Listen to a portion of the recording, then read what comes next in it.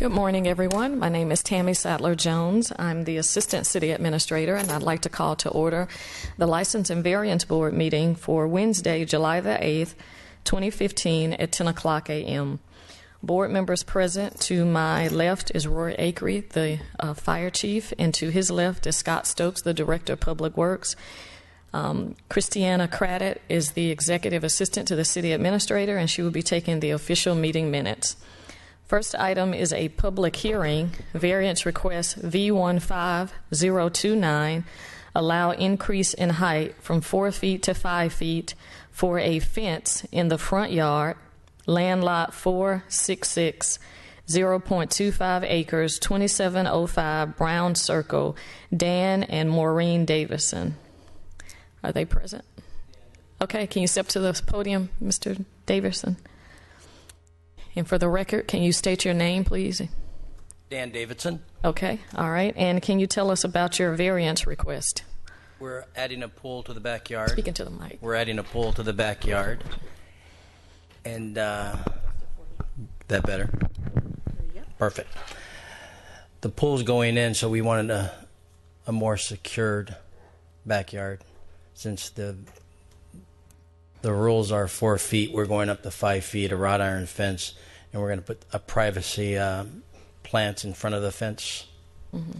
So we're asking for 1 foot in height added. Okay. Any questions for the applicant? What type of plants are you talking about? Some tall greenery plants, evergreen plants that grow about 8 to 12 feet. To give a privacy wall there. It's going to be back far enough from the sidewalk, shouldn't be an issue. Okay, I just want to make sure you knew that, because if it is an issue, then the city will cut it and you won't like it. Yeah, I won't like it either if I did that. Okay. All right, any other questions? All right, this time we'll have our staff make comments. Mr. Joey Stobbs.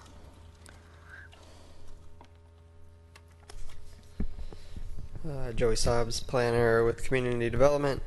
The subject property, 2705 Brown Circle, is requesting an increase in the allowable fence height within a front yard from 4 feet to 5 feet. It's a wrought iron fence. As Mr. Davidson described there, actively building or constructing a pool there, in-ground pool, and code requires a 4-foot fence minimum to go around the pool. This is a corner lot, so it has frontage on Brown Circle and Hughes Street. Hughes Street is the side where it would need the increase in height.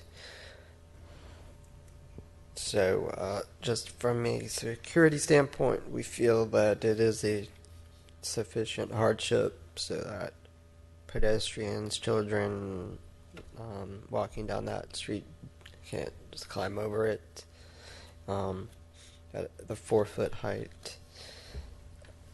And we've added a condition, or 2 conditions, that the fence be built as described in the variance application site plan, and then 2, that appropriate vegetation shall be planted along Hughes Street to provide additional security. So we recommend approval with those 2 conditions. Have we had any opposition or comments from the neighbors? No. Okay. Any questions for the staff? I just have not really a question for staff, but one more question for the applicant, just for the record. Mr. Davidson. Community Development's reviewed your application and this request for this variance against variance review standards, and found your application to be in compliance with those standards. And as you've just heard staff read off those 2 conditions. Yes. Are you aware of the 2 conditions? Yes. Are you in agreement with those? Yes, I am. Okay. Just wanted to get that on the record. Thank you. Perfect.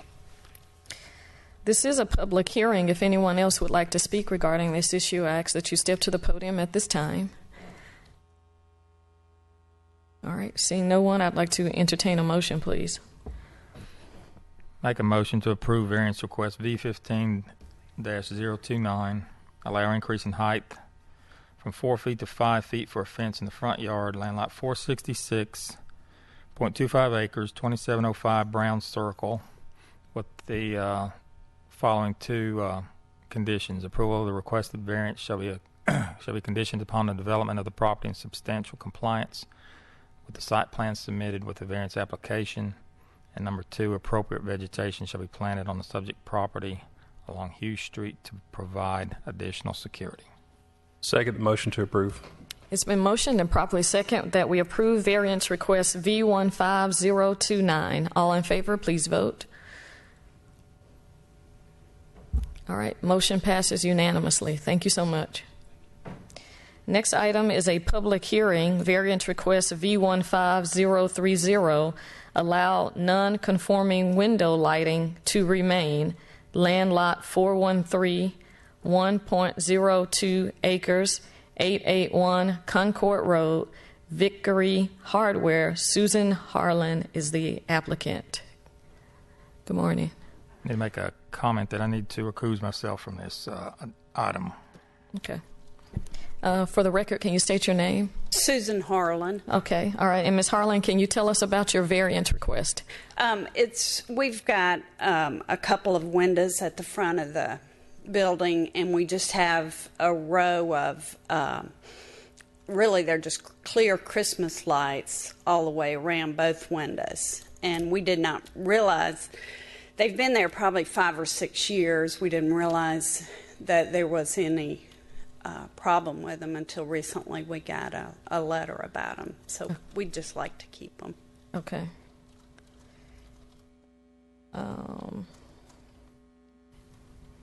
Any questions for the applicant? None at this time. Okay, all right. Well, we'll hear their staff comments, and then we may have some additional questions Okay. for you.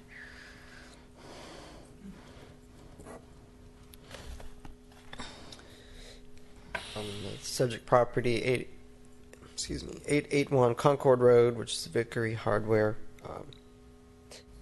As Ms. Harlan described, there's a row of lighted bulbs in the windows that are to the interior of the window framing, where you can see it externally from the store.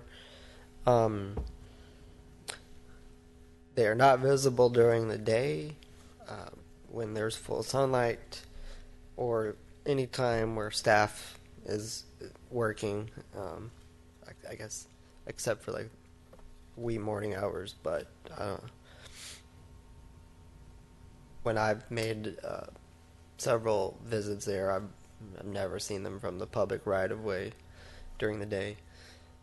They're do leave them on all night, all day, all night, per the applicant. So at nighttime they would be visible. Other than that, they're not. I would not consider them to be a distraction of any sort. But the sign ordinance defines any letter, picture, light, row of lighting.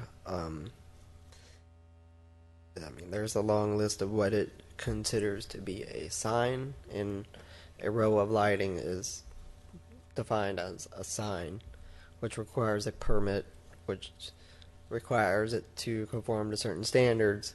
And there's nothing in the sign ordinance that permits a row of lighting to be used and then I guess in an individual manner outside of a LED lighting sign or part of a wall sign. So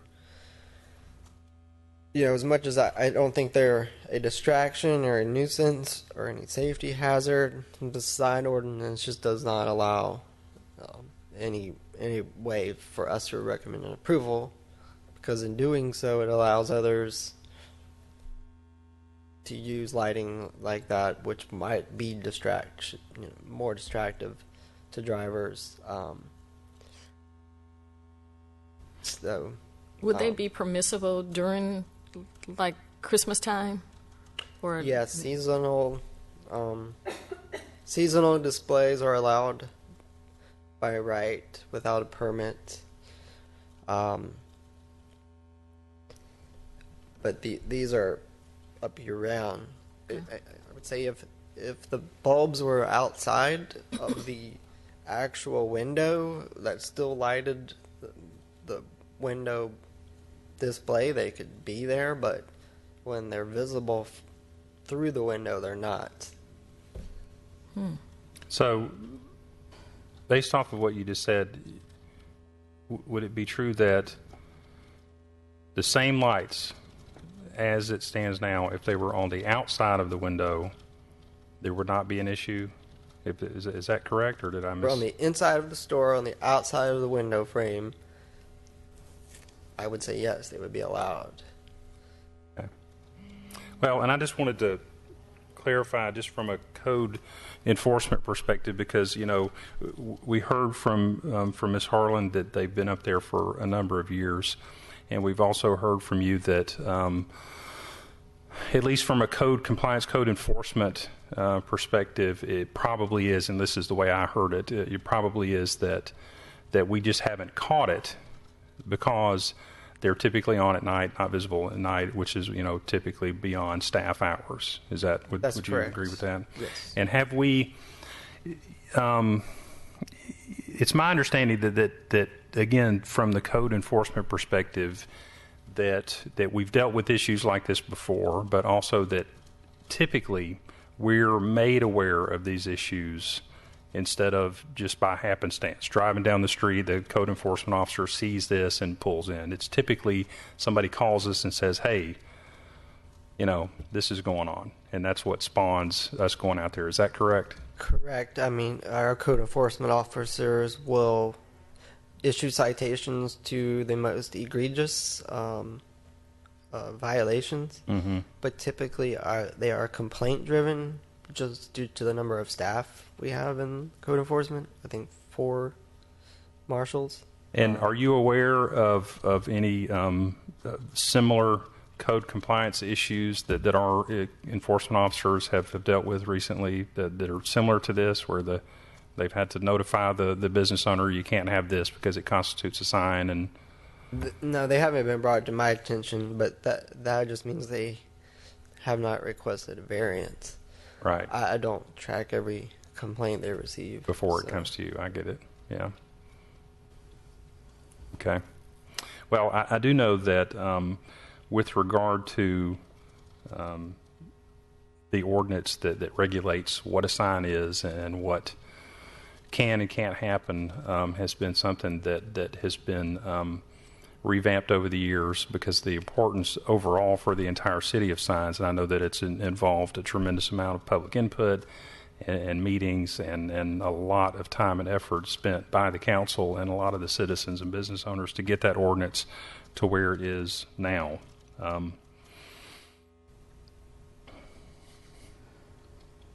It's just interesting to me that the fact that the lights, if they were just on the outside of the window, wouldn't be out of compliance. And just again, for the record, is that is my interpretation of the ordinance. Yeah. Because the issue here is that right now that those lights are considered where is it?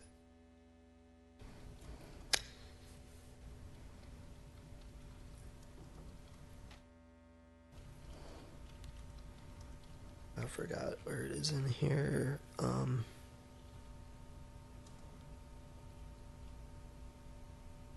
Any illuminated service that is used for notification or the attraction of the public to any place,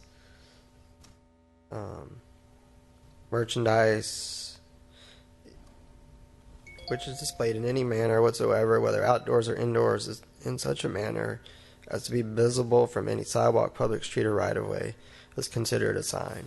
And during the darker hours, they are visible.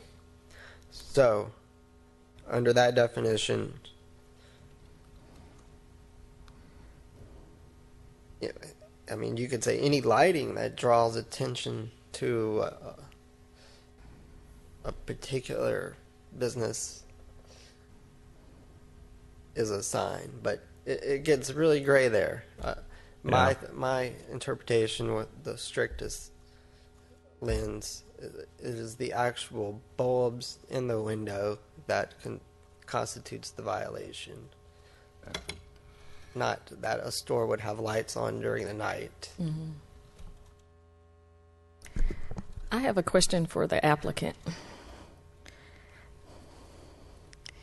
In regards to the ordinance that Mr. Stobbs has identified, which creates your violation, can you describe to us what your hardship is in wanting to leave the lights in the inside of the building, on the windows? Well, I wasn't aware that I could put them on the outside and be okay. I mean, we can definitely do that. Okay. I mean, honestly, it's not a hard, it's not really a hardship. Okay. It's just a look that we like, and we've enjoyed having them up. But okay. it's not going to change how our business is run or anything like that, or the amount of customers that come in. I don't think. Okay. So I understand if okay. it's not an important thing. It's just something we like. Okay, all right, that's what I needed to know. One of the significant things that we should consider as a board with regard to the issuance of variances to ordinances, the primary thing is the hardship that it could possibly cause, that's spawning the need for. And that, coupled with some of the comments that I've already made about the importance that the leadership of this city and the staff, the elected officials and the staff together, put a lot of time and effort into, because it is important. Signs in businesses to a large degree can be a part of the face of Smyrna. And they certainly don't want to create any hardships for any businesses. They want to be supportive of and encouraging of. And I know that your business has been in the city for many, many years. And but particularly when it comes to signs, it's a pretty specific thing. And I can see where we heard Joey testify that he's basically in a position to only be able to recommend a denial for the variance, and for other things, but also not unimportant is the fact that there's really not a significant hardship, and that's okay. Any other questions?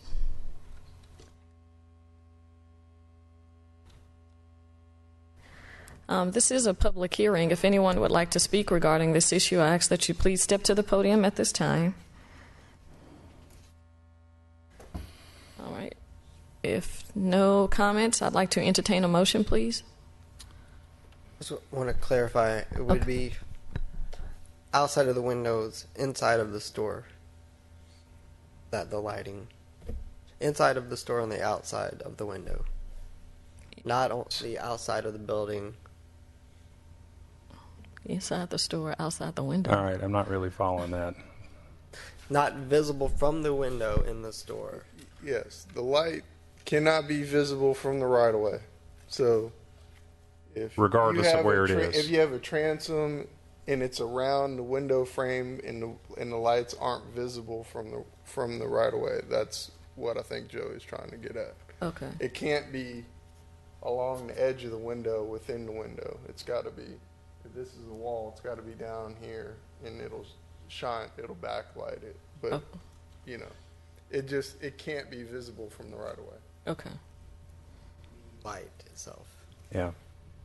And I appreciate you making that clarification, because the last thing that I think any of us want to do from a staff perspective to the applicant is to give you the impression, well, if you just move it from here to there, then you're good to go. It's in the ordinance specifically is available to anybody in the public for an absolute interpretation. But having said that, and having heard all the testimony and comments, I'm gonna make a motion that we deny the application for variance V15030 public hearing to allow non-conforming window lighting to remain land lot 413, 1.02 acres at 881 Concord Road, Victory Hardware, with Susan Harlan as applicant. Second. We've had a motion and a second. Please vote.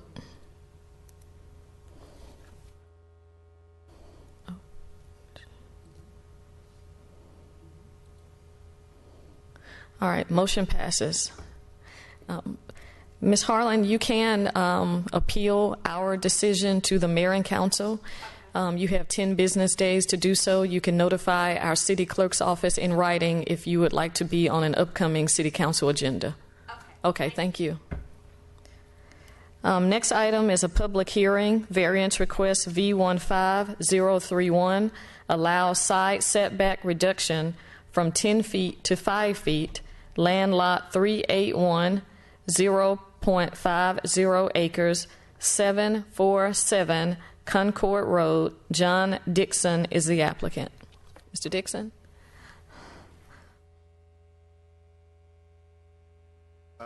I'm John Dixon, Okay. owner 747. Okay. And I'm just asking for a roof over a wash pit on the side of the building that's been there 19 years. Okay. Any questions for the applicant right now? All right, well, at this time, we'll hear from the staff unless you have anything else you'd like to add. Okay, all right.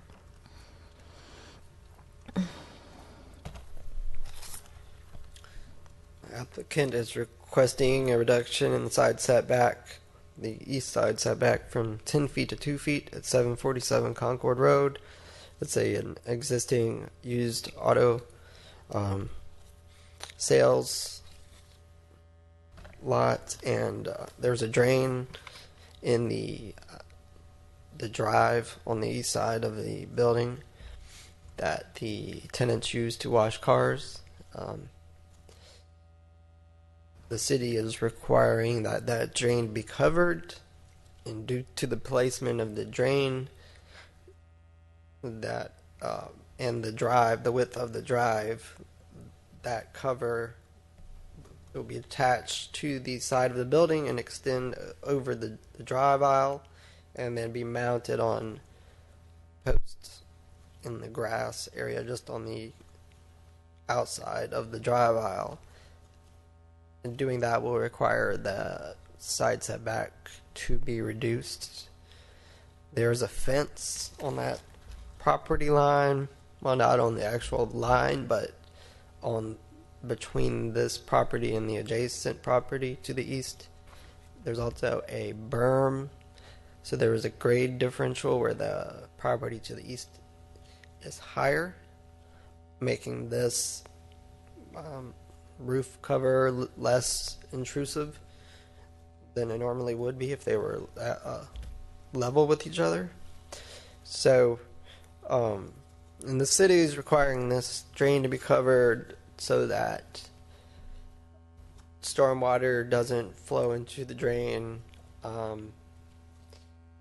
This drain is basically a grease trap or a sand pit that remove some of the oil from going into the sewer line,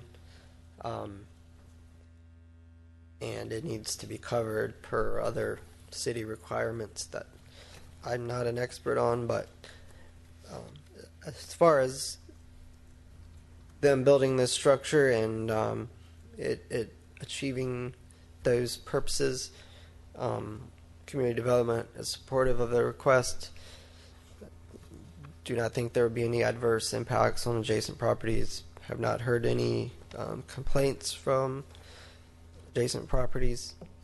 We've recommended approval with 2 conditions: that approval should be conditioned upon the development and substantial compliance with the site plan submitted with the application, and 2 gutters and downspouts be installed to divert stormwater from the adjacent property. Any questions for the staff? So this is just a this is what I would say is just a simple awning that covers a drain that is a sand trap, grease trap, and the need for it is to protect that, to further protect the municipal sewer system. Right? We don't want stormwater directly going into it because it's going to. Yes. Okay. And it is about 12 feet wide by 27 feet long. This, I don't know. It's a drain. It's a car wash bay, basically. Okay. It'll just be. You can drive right through it. The road is already there. It's already impervious. So. I just had one more comment for Mr. Dixon. Mr. Dixon, you've just heard that the staff recommends approval of your variance request with those two conditions. Are you aware of those conditions? Okay. Let the record show that the applicant is in agreement with the two conditions. This is a public hearing. If anyone else would like to speak regarding this issue, I ask that you please step to the podium at this time. All right, seeing no one, I'd like to entertain a motion, please. Make a motion to approve variance request V15-031. Allow side setback reduction from 10 feet to 2 feet, land lot 381.5 acres, 747 Concord Road, with the following stipulations: that approval of the requested variance shall be conditioned upon the development of the property in substantial compliance with the site plan submitted with the variance application. Number 2, appropriate gutters and downspouts be installed to divert stormwater away from adjacent property prior to final inspection. Second motion to approve. It's been motioned and properly second that we approve variance request of V15031. All in favor, please vote. All right. You have a question? No. Okay. The motion passes unanimously. Thank you so much. Next item is approval of the June 24th, 2015 License and Variance Board meeting minutes. I move to approve the June 24, 2015 License and Variance Board meeting minutes. Second. It's been motioned. It's been motioned and properly second that we approve the June 24th, 2015 License and Variance Board meeting minutes. All in favor, please vote. All right, motion passes unanimously. I'd like to declare this meeting adjourned at 10:28 a.m. Thank you.